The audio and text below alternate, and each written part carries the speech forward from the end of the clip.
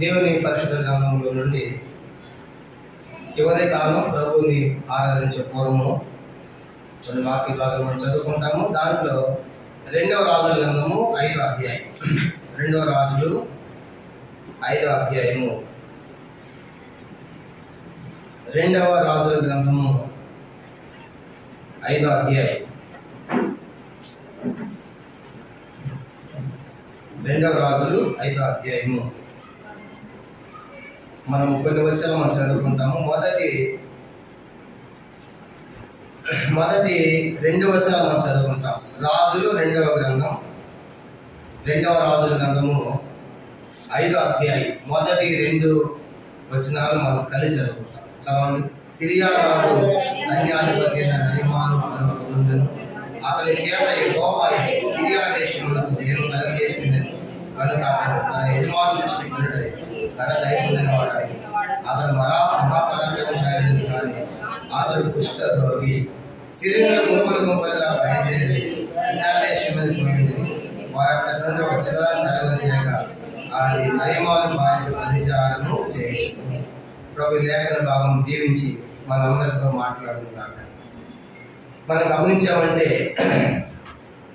ఈ భాగంలో ఈరోజు ఆరాధన బలవర్తమానం 2 వర్తమానాలు కూడా మనం నయమాను గురించి ధ్యానం చేయబోతున్నాం. సిరియా రాజు యొక్క సైన్యాధిపతి నయమాను గురించి మనం చూడబోతున్నాం. ప్రార్థన.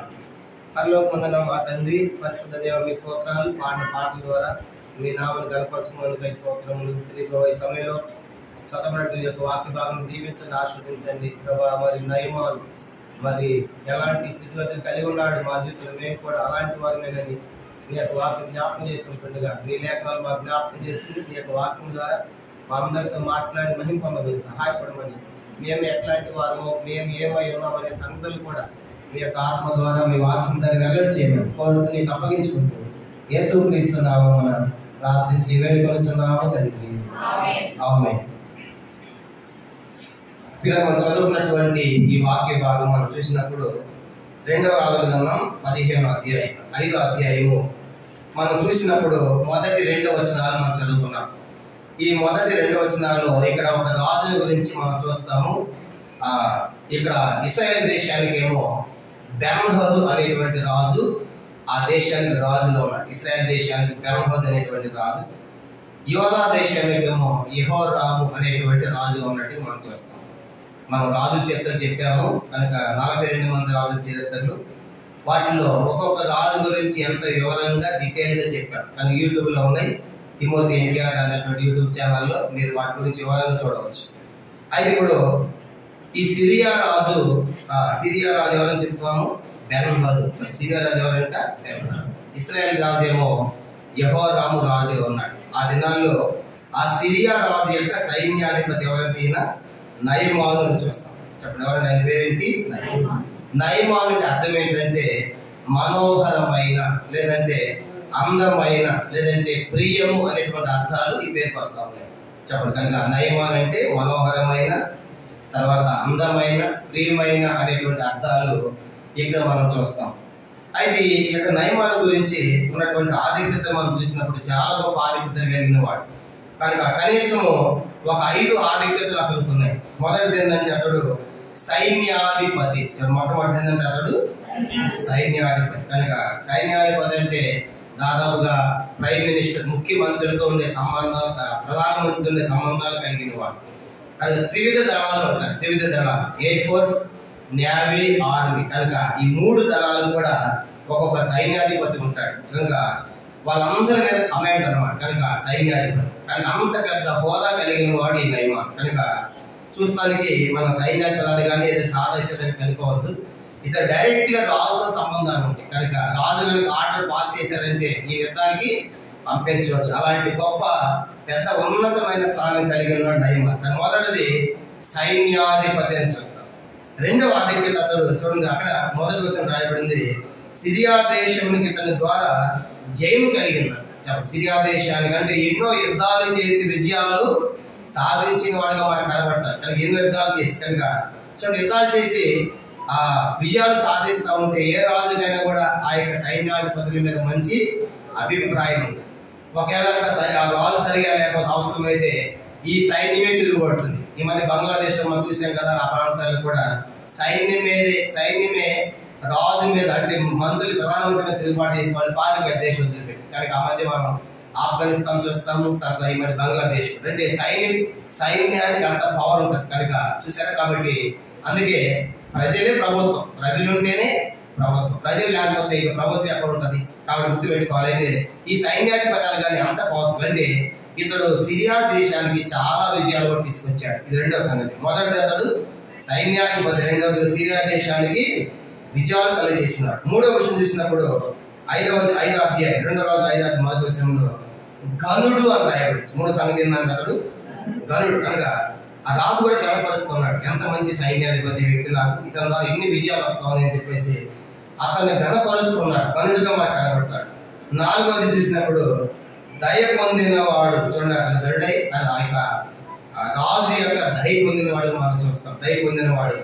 5వ సంగతి చూసినప్పుడు అతడు పరాక్రమశాలి ఉండేది. కనుక 5వ సంగతి ఎలాంటిదంటే పరాక్రమశాలి కాదంటే మహాపరాక్రమశాలి, అంటే అంత బలవంతుడు. ఇవన్నీ కూడా నయమానుకున్న ఆధిక్యత. కనీసం 5 చెప్పాము. మొదట చెప్పండి, అతడు సైన్యాధిపతి. రెండవది మనం చూసాము, అతని ద్వారానే సిరియా దేశానికి జయం కలుగుతుంది. మూడవదిగా అతడు రాజు దృష్టి గనుడయ్యాడు. 4వది చూసినప్పుడు దయ పొందాడు, దేవుని యొక్క దయ పొందాడు, రాజు యొక్క దయ పొందాడు. 5వ చూసినప్పుడు మహాపరాక్రమశాలి.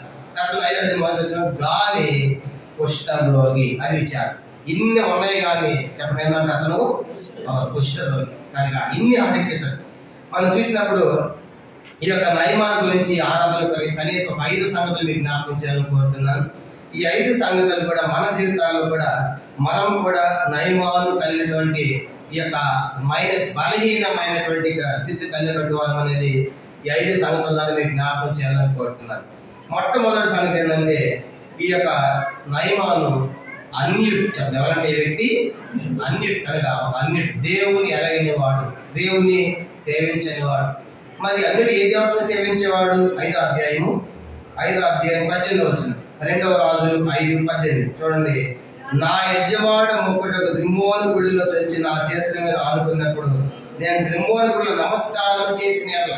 ఇతడు రిమ్మోను గుడిలో నమస్కారం చేసేవాడు అని చూస్తాం. అంటే ఇతడు ఒక అన్యుడు, దేవుని ఎరగని వాడిగా మనకు కనబడతాడు. కానీ మనం కూడా మన స్థితిగతిలో చూసినప్పుడు చెప్పండి, మనం కూడా ఒక ఎలాంటి వారు అంటే మనం కూడా అన్యులు. ఎఫెసీ పత్రిక పౌలు రాస్తుంటాడు కదా, ఎఫెసీ పత్రిక అన్యులమైనటువంటి మనము దేవుడు ధన్యులుగా చేశాడు.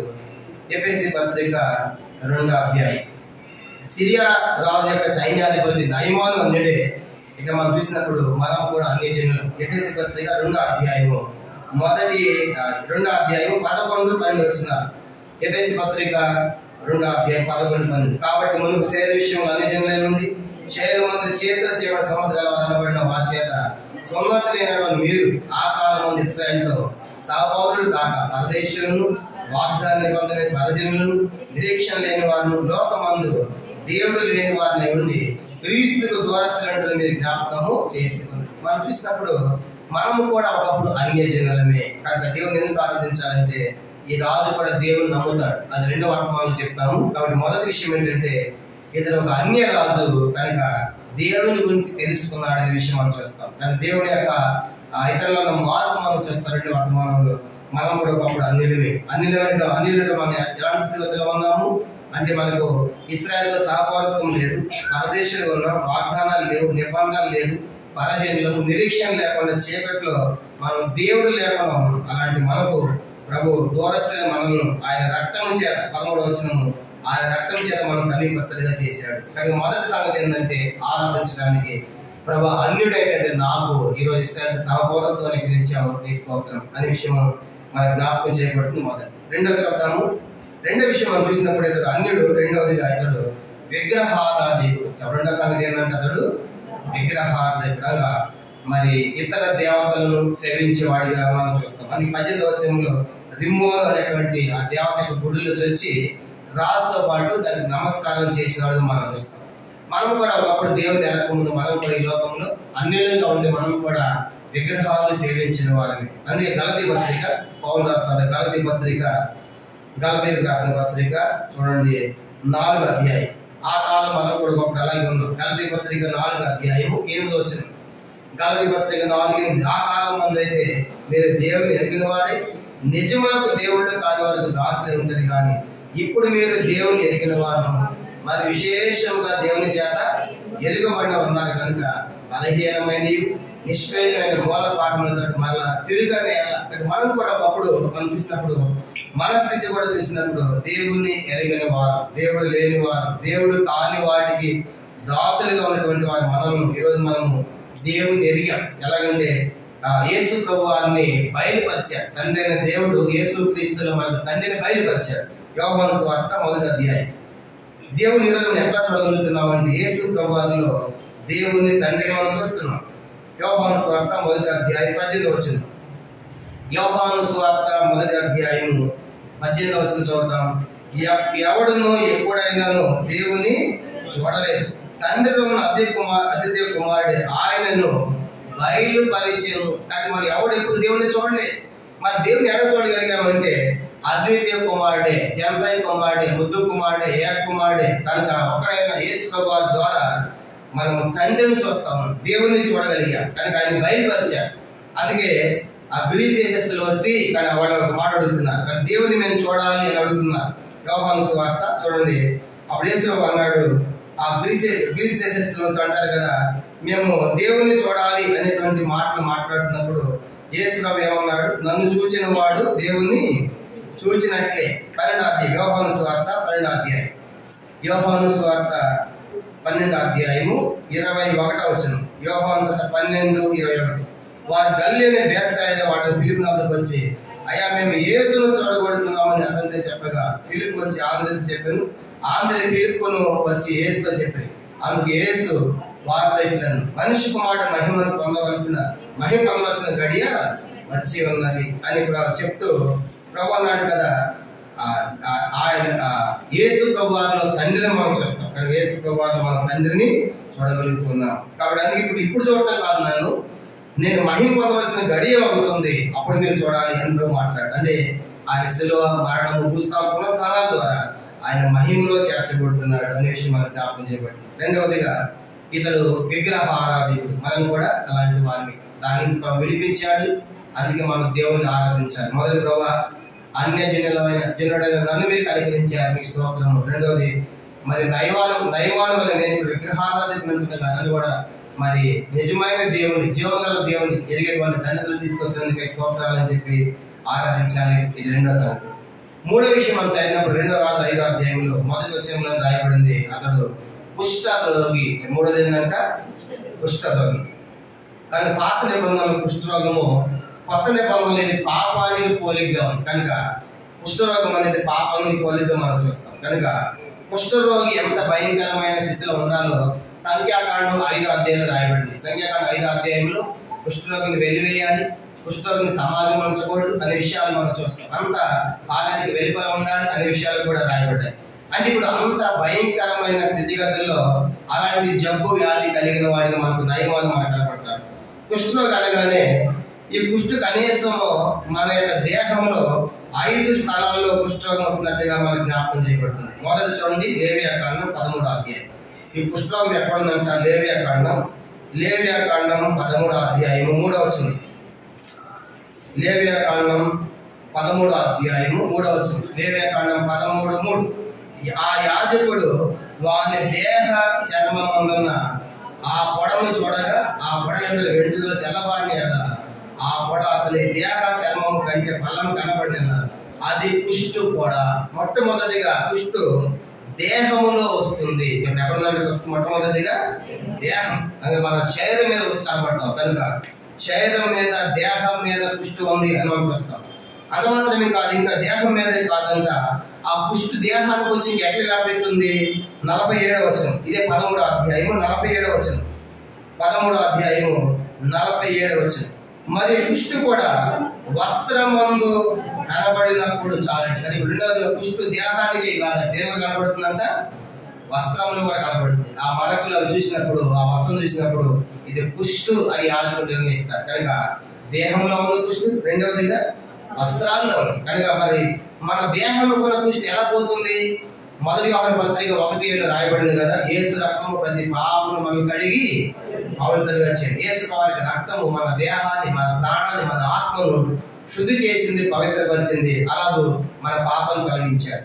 రెండోదిగా కుష్టు అనేది వస్త్రాల్లో చూస్తాం. అందుకే యేసు వారు అంటాడు కదా, మనం దిగంబరులుగా ఉన్నాం. కుష్ఠరోగి ఏం చేయాలంటే కుష్ఠరోగి వస్త్రాలు వేసుకోకూడదు. కుష్ఠరోగి ఏం చేయకూడదంట 45 వచ్చింది, పై 45 వచ్చింది, లేవ్యాకాండం 13:45. ఆ పొడగల కుష్ఠరోగి వస్త్రములను చింపివేయవలెను, వాడు తల వెరైపోసుకోవలను, వాడు తన పై పెదవిని కప్పుని అపవిత్రుడు బిగ్గరగా వణుకోవాలని. చూసారా, తన కుష్ఠం వచ్చిన వాడు వస్త్రాలు చింపేసుకుని తల వెరబోసుకుని పరిగెత్తుకుంటా, నేను అపవిత్రుడు కొట్టుకుంటా నోటు కడుపు పరిగెత్తాలి. అది వాళ్ళు ఇస్తారు అన్నమాట. అందుకే యేసు అన్నాడు దిగంబరి మనం. అందుకే ప్రాణాలు అంటారు మీరు దిగంబరులై ఉంటుంది అంటాడు. ఆదరణ కూడా దిగంబరి అయిపోయాడు పాపాన్ని బట్టి. అందుకే దిగంబరులైన మనకు ప్రభువారు యెషయా 61 అధ్యాయంలో రక్షణ వస్త్రము, ఉల్లాస వస్త్రము, స్తుతి వస్త్రము, నీతి వస్త్రం, ఇలాగా ఎన్నో రకాల వస్త్రాలు మనకు ప్రసాదించాడు. ఆయన వస్త్రాలతో మన దిగంబరత్వానికి అభినందనగా మనం దేవుణ్ణి ఆరాధించాలి. ఇది రెండో విషయం. ఇంకా మనం చూసామంటే కుష్టు దేహానికి రావడమే కాదు, తర్వాత వస్త్రాలకు రావడమే కాదు, ఇంకా దేనికి వస్తుందంటే కుష్టు చూడండి 13వ అధ్యాయము 35 వచ్చింది. లేవ్యాకాండం 13వ అధ్యాయము, లేవ్యాకాండం మనం చూసినప్పుడు 13వ అధ్యాయం చూడండి. ఇంకా కుష్టి ఎక్కడ వస్తుందంటే 46, 47 వచ్చారు, 46 వచ్చిన క్షమించండి 13వ అధ్యాయం 46 వచ్చిన లేవ్యాకాండం 13:46. ఆ పడవ వారి కలిదినములు అన్ని వాడు అపవిత్రుడు, వాడు అపవిత్రుడు కనుక ప్రత్యేకముగానే నివసింపలను, వారి నివాసం పాలెమునకు వెలుపల ఉండవలను. కనుక ఏం చేయాలంటే అతని నివాసం ఎక్కడ పాలయానికి వెలుపల ఉండాలి. కారణం ఏంటంటే ఇంట్లో కూడా ఆయన కుష్ఠపడి కనబడుతుందంట, ఇంట్లో కూడా. కనుక ఆ ఇంట్లో కూడా వచ్చినప్పుడు ఆ రాళ్ళు కూడా ఏం చేయాలంటే వాళ్ళు ఆ రాళ్ళు పెరిగి వేయాలి. కనుక ఇంట్లో కూడా కనబడతా ఉంది, కుష్ఠం అనేది ఇంట్లో కూడా కనబడతా ఉంది. కాబట్టి దేహంలో కుష్ఠం ఉంది, వస్త్రాలు కుష్ఠం ఉంది, తర్వాత అతని యొక్క నివాసం ఎందుకు ప్రత్యేకంగా పెట్టాలి, దూరంగా పెట్టాలంటే ఆ ఇంట్లో కూడా అంట ఆ కుష్ఠరోగము ఆ యొక్క రాళ్లకు వ్యాపించి కనబడినప్పుడు ఇంకో సందర్భంలో చెప్తాడు అవన్నీ కూడా తీసేయాలంట. ఆ రాళ్ళను కూడా తీసేసి వాటి ప్రతిగా వేరే రాళ్లను చేర్చాలి అంటాడు. కారణం ఏంటంటే వారి నివాసంలో కూడా మనకి కుష్ఠరోగం మనకి కనబడతా ఉంది. కనుక ఇది మూడో సంగతిగా మనకు జ్ఞాపకం చేయబడతా ఉంది. మొదటిది దేహంలో కుష్ఠం ఉంది, రెండోది వస్త్రాల్లో కుష్ఠం ఉంది, మూడవదిగా ఇంటిలో కూడా మనము కుష్ఠం మనం చూస్తాం. ఇంటిలో కూడా మనకి ఈ కుష్ఠరోగం అనేది కనబడుతుంది. చూడండి పైన 35 వచ్చిన లేవ్యాకాండం 13వ అధ్యాయం 35. వాడు పవిత్రుడు నిర్ణయించిన తర్వాత గొప్ప విస్తారంగా వ్యాపించిన ఎడల ఈ యొక్క కుష్ఠరోగం ఉన్నటువంటి మరొకటి ఏంటంటే అది వ్యాపించేదిగా చూస్తాం. దాన్ని విస్తరిస్తారు, దాన్ని వ్యాపిస్తారు. దానికి దేహానికి వచ్చింది, వస్త్రాలకు వచ్చింది, తర్వాత ఎక్కడ వచ్చిందంట ఇల్లంతా కూడా వచ్చేసింది. అందుకే కుష్ఠరోగి సమాధి మధ్యలో ఉండకూడదు, పాలనికి వెలుపల ఉండాలి. కనుక ఇంట్లో కూడా కుష్ఠం మనం చూస్తాం. ఇది మూడో సంగతి. నాలుగో చూసినప్పుడు ఈ కుష్ఠం అనేది అంట హృదయంలో కూడా ఉందంట. నిర్గమాకాండం ఎక్సోడస్ నిర్గమాకాండం 4వ అధ్యాయం, నిర్గమాకాండము 4వ అధ్యాయము చూడండి 6వ వచనం. నిర్గమాకాండం 4వ అధ్యాయము 6వ వచనం చదువుకుంటాం. నిర్గమాకాండం 4:6. మరి యెహోవా నీ చేయి రొమ్మున ఉంచుకొను అనగా అతను తన చేయి రొమ్మున ఉంచుకొని దాన్ని వెలుపలి తీసినప్పుడు ఆ చెయ్యి కుష్ఠము గలదై హిమము వలె తెల్లగా ఆయన చూసామంటే ఆ కుడి చేయి అంట ఎక్కడ పెట్టుకోమన్నాడు దేవుడు మోషేని.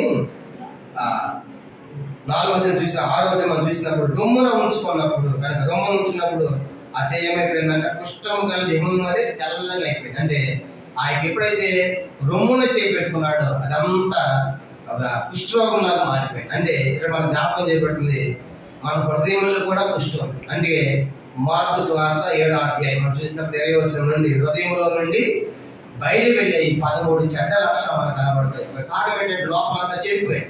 అందుకే హృదయం ఘోరమైన వ్యాధి, అన్నిటికంటే ఘోరమైన వ్యాధిగా దాన్ని గ్రహించగలవాడు ఎవడు అంటాడు. అందుకే సామెతలు 4:25లో 23లో అన్నిటికంటే ముఖ్యం హృదయం భద్రంగా కాపాడుకుంటాడు. కాబట్టి 4వ సంగతి చూసినప్పుడు హృదయంలో కూడా కుష్టి మనం చూస్తాం. ఇవన్నీ చూసినప్పుడు మనం చెడిపోయిన వారు పూర్తిగా. కనుక మన దేహం కానీ, మన వస్త్రాలు కానీ, మన నివాసం కానీ, మన హృదయం కానీ, ఇంకా మనం చూసామంటే హృదయమే కాదంట మన తలంపుల్లో కూడా కుష్టి ఉందంట. సంఖ్యాకాండం 12వ అధ్యాయం, నంబర్స్ చాప్టర్ 12, సంఖ్యాకాండం 12వ అధ్యాయం చూడండి.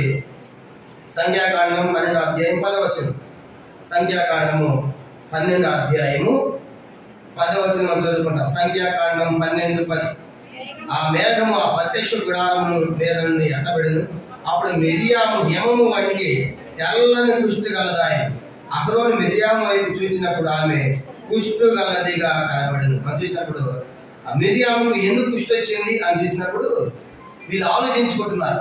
మొదటి వచనం 12వ అధ్యాయం 1వ వచనం.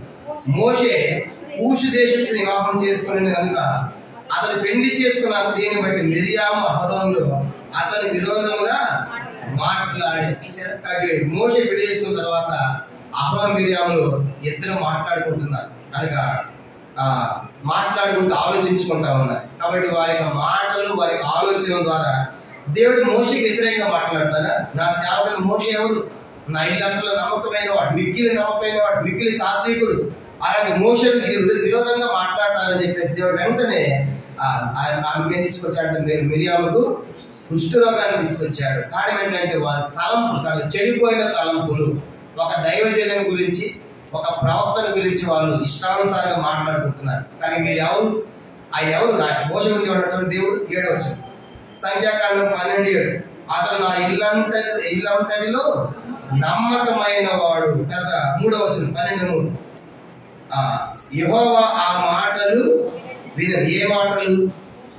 మోషేకి విరోధంగా మాట్లాడుకునే మాటలు మోషే వినకపోవచ్చు కానీ దైవ సేవకుడు ప్రవక్త ఎవరైనా చెప్పండి, దేవుడు విన్నాడు. ఏం మాట్లాడుతున్నారు మీరు? కనుక మోషే ఏమనుకుంటున్నారు? 3వ వచనం చూడండి. మోషే భూమి మీద ఉన్న అందరి మిక్కిలి సాత్వికుడు చూశారు. కాబట్టి దేవుడు అంటున్నాడు, మోషే గురించి మీరు ఏం మాట్లాడుతున్నారు? మోషే మిక్కిలి సాత్వికుడు, మోషే నమ్మకమైన వాడు అని చెప్పేసి మీ తలంపులు చెడిపోయినాయి కాబట్టి అని దేవుడు వెంటనే కుష్టాన్ని తీసుకొచ్చాడు. కాబట్టి వారి తలంపులు ఎవరు మనం కుష్టి వస్తాం. కానీ 5 చూసినప్పుడు అది యెషయా 1వ అధ్యాయం చదివినప్పుడు అసలు మానవ దేహం అంతా చెడిపోయిందంట. అందుకే యెషయా గ్రంథం 1వ అధ్యాయము రాయబడింది కదా, 5-6 వచనాలు. అరికాలు మొదలుకొని నడినెత్తి వరకు వ్యాధి కలిగి ఉన్నాడు. ఎక్కడ చూసిన పచ్చి పండ్లు కిందపడలేదు, కట్టబడలేదు, తైలంతో మెత్తలు చేయబడి మానవుడు చెడిపోయినవాడు. ఇవన్నీ ఎందుకు జ్ఞాపకం చేశానంటే ఇప్పుడు ఇవన్నీ కలిగి ఉన్నాడు. ఎవరు చెప్పండి? ఇప్పుడు నయమాను, సిరియా దేశపు రాజు యొక్క సైన్యానికి నయమాను ఇవన్నీ ఉన్నాయి. కాబట్టి చూసేవాడి పాపం అతడు ఒక అన్యుడిగా చూస్తాము, 2వది విగ్రహాలు సేవించడం చూస్తాము, 3వది అతడు వ్యాధి కనుక జబ్బు ఉంది. ఏంటంటే కుష్ఠరోగం దేహంలో ఉంది, వస్త్రాల్లో ఉంది, హృదయంలో ఉంది, ఇంట్లో ఉంది, చెడిపోతారు తలంపులో ఉంది. కనుక అలాంటి కుష్ఠరోగం ఉన్నప్పుడు, కుష్ఠరోగం ఉంటే ఏముందంటే అది కుష్ఠరోగం అంటే అపవిత్రుడు. కుష్ఠరోగం అంటే 4వదేంటి? అపవిత్రుడు. కనుక అతడు ఎవరితో కలుసుకోకూడదు. కనుక అపవిత్రుడు అయిపోయాడు. మనం కూడా అపవిత్రులమే. అపవిత్రుల మనలో క్రీస్తు యొక్క రక్తం మనం శుద్ధి చేసింది. అందుకే మనం ఆనందించాలి. ఇది 4వ సంగతి. అపవిత్రులు అనగానే ఇతడు అది పాపానికి పోలేదో చూస్తాం. అంటే నయమాను కూడా పాపే. బైబిల్ సెలవిస్తా ఉంది, 1 రాజులు 8:41-46 పాపం చేయనివాడు ఒక్కడు కూడా లేడని చూస్తాం. కానీ నీతిమంతుడు లేడు, ఒక్కడు లేడు, గ్రహించేవాడు, దీన్ని వెదపాడు, అందరూ క్రోధ వేగముగా పనికి వారని చూస్తాం. కానీ దాన్ని బట్టి నయమాను కూడా కుష్ఠరోగం కలిగినటువంటి ఒక పాపిగా మనకు కనబడతాడు. ఇది 4వ సంగతి. 4 సంగతులు చెప్పి, మొదటిది అతడు అన్యుడు, దేవుని ఎరగని వాడు. 2వదిగా విగ్రహారాధికుడు, కానీ ఇతర దేవతలు సేవించిన వాడు. 3వదిగా కుష్ఠరోగమైనటువంటి వ్యాధి కలిగినటువంటి వాడు. 4వదిగా అపవిత్రుడు. 5 దాకా తీసి మనం ఆరాధిద్దాం. ఇవన్నీ ఉన్నప్పుడు ఏ మనిషికైనా సంతోషం ఉంటుందా? చుట్టారా దేహంలో కుష్టు, వస్త్రాల్లో కుష్టు, హృదయంలో కుష్టు, తలంపులో కుష్టు, ఇంట్లో కుష్టున్నప్పుడు అసలు ఇంట్లో ఎవరికి కూడా ఏమని చెప్పండి, నెమ్మది ఉంటుంది. చిన్న జబ్బు వస్తే ఇంట్లో ఎంత అలవాటు ఉంటుంది. కానీ చిన్న జబ్బు అనారోగ్యం వస్తేనే హాస్పిటల్ చుట్టూ తిరగాలంటే ఎంత కష్టము. కానీ ఇల్లు వాళ్ళకి తిప్పలు తెలుస్తూ ఉంటాయి. కాబట్టి అంటే నెమ్మది లేని స్థితి. చూడ 2వ రాజుల గ్రంథము అదే మనకు రాయబడింది. 2వ రాజుల గ్రంథం మనం చూసినప్పుడు 2వ రాజులు 5వ అధ్యాయం అతని యొక్క 5వ స్థితి రాయబడింది. 2వ రాజుల గ్రంథము 2వ రాజులు 5వ అధ్యాయం 19వ వచనం చదువుకుంటాం. 2వ రాజుల గ్రంథము 5వ అధ్యాయము 19వ వచనం చూడండి. 5:19. ఎలీషా నెమ్మది కలిగి పొమ్మని అతనికి సెలవిచ్చాను. అతడు ఎలీషా అతని పంత ద్వారము అంత దూరం సాగిపోయింది. కానీ ఎట్లా పోయాడు అతడు? వచ్చినప్పుడు ఎట్లా వచ్చినట్లు చెప్పండి. వచ్చేటప్పుడు ఎట్లా వచ్చినాడు? నెమ్మది లేకుండా వచ్చాడు. ఒక అన్యుడికి వచ్చాడు, విగ్రహాల దగ్గరికి వచ్చాడు, తర్వాత దృష్టిలోకి వచ్చాడు, అపవిత్రకు వచ్చాడు. ఇప్పుడు 7 సార్లు మునిగిన తర్వాత తన దేహం అంతా మారిపోయి జబ్బు అంతా పోయి ఇప్పుడు ఎట్లా పోతున్నాడు? ఆయన నెమ్మది కలిగిపోతున్నాడు. అని అర్థం ఏంటంటే ఒకప్పుడు అతడు నెమ్మది లేని స్థితి. ఆ నెమ్మది లేని స్థితిలో జీవించేటువంటి నయమాన్ని మనం చూస్తాం. కానీ మనం కూడా లోకంలో అలాగే ఉన్నాం. కాబట్టి మనుషులు లోకంలో శాంతి లేదు, సమాధానం లేదు, నెమ్మది లేదు. కానీ చీకట్లో పాపంలో అంధకారం మగ్గిపోతున్న మనలను యేసు ప్రభువారు రక్షించడానికి లోకానికి వచ్చాడు. యేసు వారి ద్వారా యావత్ మానవాళికి కూడా సంతోషము, నెమ్మది ప్రకటించబడుతుంది. అందుకని పుట్టినప్పుడు ఏమన్నారంటే, ఇదిగో ప్రజలందరికీ కలుగు మహా సంతోషకరమైన శుభవార్త ఏంటంటే లోక మనుషులందరికీ కూడా ఎంతో గొప్ప నెమ్మది, విడుదల అని ప్రకటించబడుతుందని చాటించారు. కాబట్టి యేసు ప్రభువారు మనకు నెమ్మది కలిగింది. యేసు ప్రభువారు శాంతినిచ్చే దేవుడు, నెమ్మదినిచ్చే దేవుడు. అందుకే ఆయన గురించి ఏమైనా రాయబడుతుంది మనం చూస్తాం. నా శాంతిని మీకు అనుగ్రహించి వెళ్ళుచున్నాను, లోకం ఇచ్చినట్లుగా కాదు, నా శాంతిని అంటారు. కాబట్టి ఉదయకాలము 5 సంవత్సరాలు జ్ఞాపకం చేసుకున్నప్పుడు ప్రభు నేను కూడా మరి నయమారులుగా అన్నిటి వందలను కనికరించావు. రెండవదిగా విగ్రహాలకి నన్ను కనుక జీవంగా నెరిగేట్టుగా చేశావు. మూడవదిగా మరి కుష్ఠమైనటువంటి వ్యాధి కనుక అది పాపాన్ని తెలియజేస్తా ఉంది. నాలుగవది అపవిత్రులను, 5వది ఆఖరిది నెమ్మది లేని నా జీవితానికి నిలిచి నెమ్మది మీ స్తోత్రం అని ఎలుగుతి ప్రభువును ఆత్మద సత్యం మీద మనము ఆరాధించదుగా. ప్రభు తన వాక్యాన్ని దీవించిన మనం లేచినబడి ఒక పాట పాడతాము. ఆ సమయంలో సండే స్కూల్ పిల్లలు వారి క్లాస్ చివరి పాడేటప్పుడు సండే స్కూల్ పిల్లలు వారి క్లాస్ పెడతారు. అందరూ లేచినబడి పాడతాము. పావనుడా మా ప్రభువా నీ రక్షణకై స్తోత్రము అనే పాటలో కొన్ని చరణాలు మాత్రం మనం పాడతాం. పావనుడా మా ప్రభువా నీ రక్షణకై స్తోత్రము. 156వ పాట, పాట సంఖ్య 156. 6 చరణాలు ఉన్నాయి, పాడుకుంటాం. 6 చరణాలు ఉన్నాయి, పాడుకుంటాం. 156 కొత్త వాటిలో, పాత వాటిలో 154. 156 కొత్త వాటిలో, పాత వాటిలో 154.